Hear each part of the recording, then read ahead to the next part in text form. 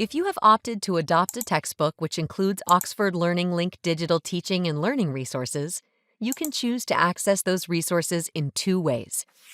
You can either integrate the resources directly into your learning management system, or you can access them directly on the Learning Link platform.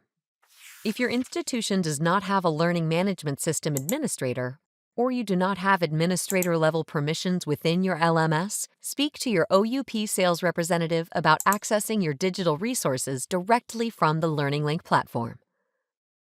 You will provide your sales representative with some basic course information about your course,